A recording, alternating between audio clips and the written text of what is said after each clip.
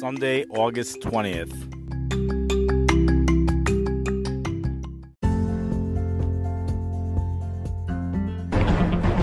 You're listening to Weather with Enthusiasm.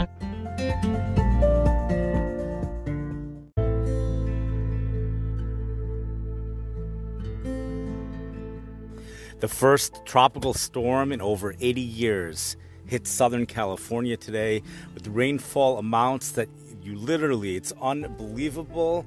Death Valley, California, Furnace Creek, California. Listen to this. They average 2.2 inches of rain per year, the entire year, meaning the whole rainy season where they get rain, and then the summer season where they don't get rain.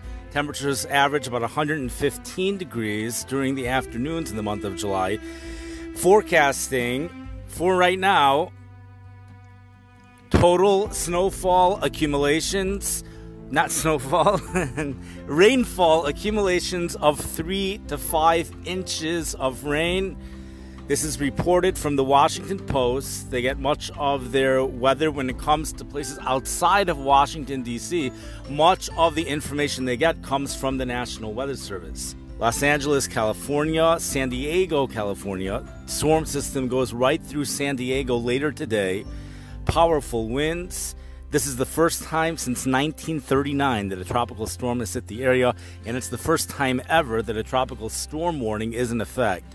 This is absolutely phenomenal stuff. Forecast rainfall accumulations up to 10 inches is forecasted for some areas, although that's higher up in the mountains. That's what it looks like. One computer model showed rainfall accumulations of 13 inches, with Los Angeles about 3 inches of rain over the next couple of days. Flood warnings are also in effect, along with wind advisories for much of the desert Southwest.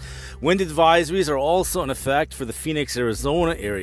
Yesterday was the first time in 67 days where the temperature failed to hit 100 degrees in Phoenix, Arizona. High was only 95. The last time that occurred was in mid-June. Now, all of this phenomenal stuff going on in the desert Southwest, which we haven't even spoken about all of it. We haven't touched upon the tornadoes that are expected, possibility, weak tornadoes in the northeast quadrant of the storm system, which includes large parts of Southern California. We move over to the Midwest, and believe it or not, for the very first time this summer, the heat has finally expanded and is forecast to expand. That heat dome off in the south parts of our country, the Southwest and the South Central states, have not actually made it that far north in the Midwest. You know, the St. Louis area is averaging 30 cooling degree days below normal for the summer season. This is an indicator that the heat has not been as consistent as it usually is in the St. Louis area. All of that's about to change over the next 5, 6, and 7 days for many locations. This is the first time this year that the heat will be reaching the Chicago area. We're holding right now in late August, and it's finally arrived. We're forecast highs, Chicago, Illinois, forecast high Thursday afternoon, 100 degrees, says the European computer model. That will be the first time the temperature has hit 100 degrees since 2012.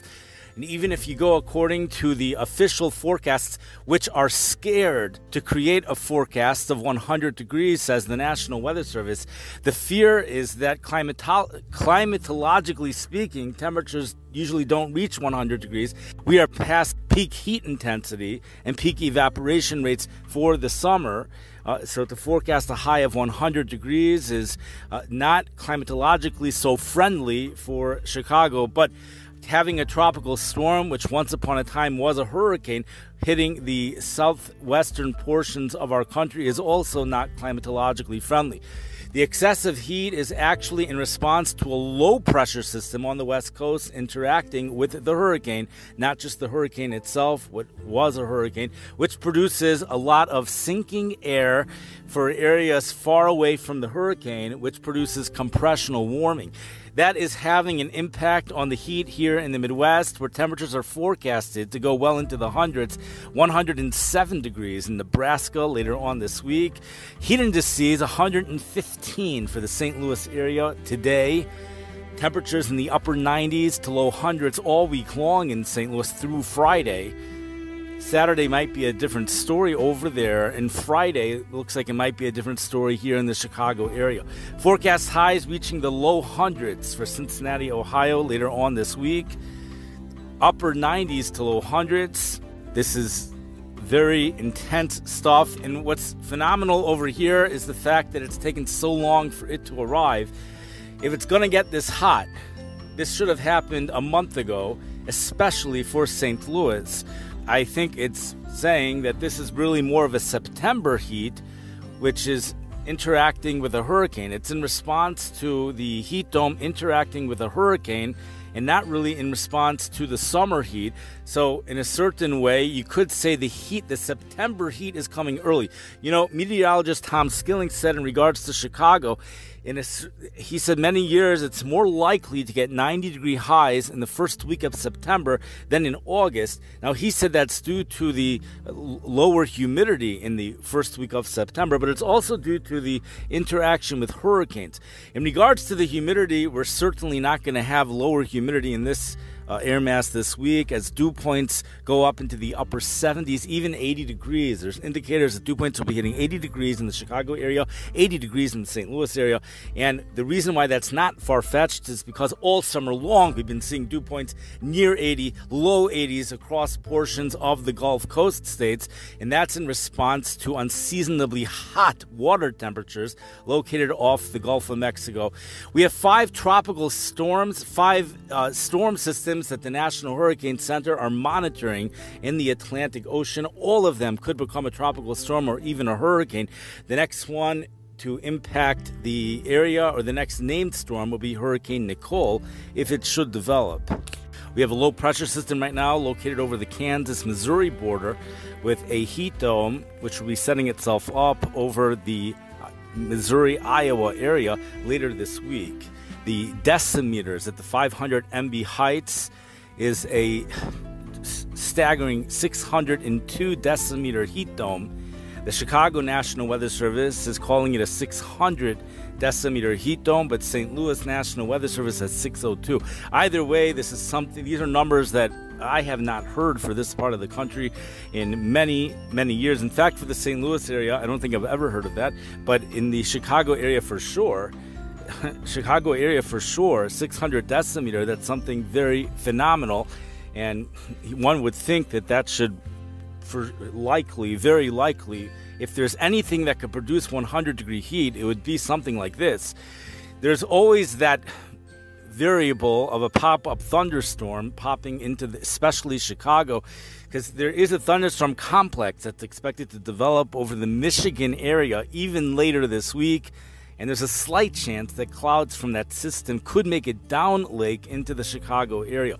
In regards to today, although there is a heat advisory in effect for the parts of the Chicago area, people by the lake, including the West Rogers Park area, will likely be spared the intense heat, especially mid-afternoon on, as the lake breeze not only moves in, but it moves in earlier than usual. Temperatures in these areas will quickly drop into the mid-80s. But areas away from this will see temperatures in the low 90s, possibly even mid-90s, with heat indices approaching 105 not only today, but for areas, although south of Kankakee, will remain at 105, heat indices 105 for tomorrow as well. The heat builds back into the Chicago area Tuesday through Thursday, especially Wednesday and Thursday, with high temperatures upper 90s, low hundreds. The lake always makes things a little bit more complex. But this time around, the thunderstorm complexes will be all the way up in Michigan. Nonetheless, it could move down lake. So that's always a possibility here. And then the front moves south of the area on Friday, bringing an end to the heat. And then bringing an end to the heat in the St. Louis area by Saturday. I wish everybody a wonderful day. For those of us that have grown up with heat and have not yet had a real chance to experience it yet this summer, enjoy this week. For those of us that have had enough of the heat, well, realize we're only 2 weeks away from meteorological fall, which starts September 1st. Stay safe in areas in California, a please take those warnings seriously.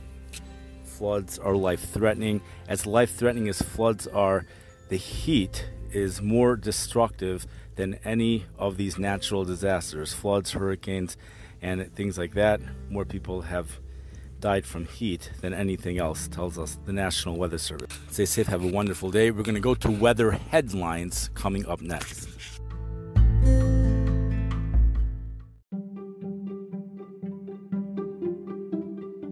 The core of Tropical Storm Hilary is nearing Southern California after the storm made landfall in northern Baja California, Mexico on Sunday.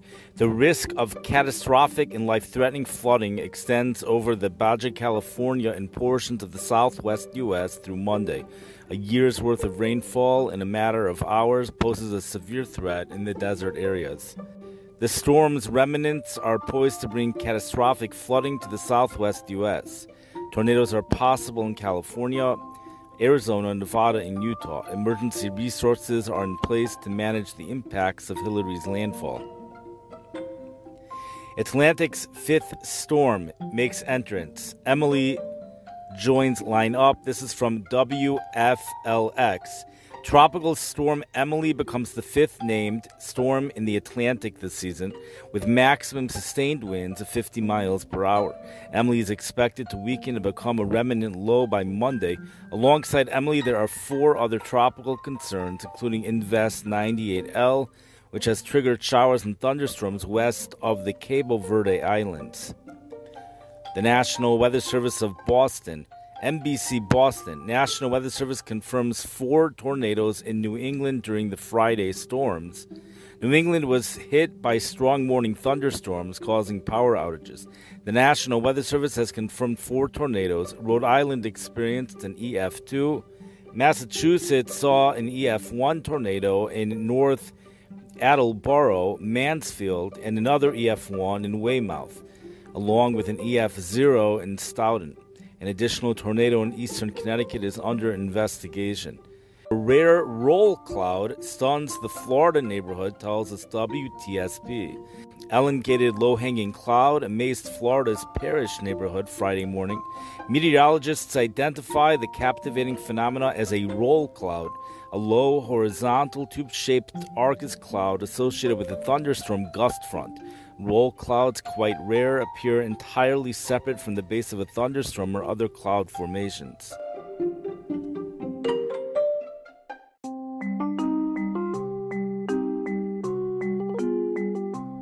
You've been listening to Weather with Enthusiasm.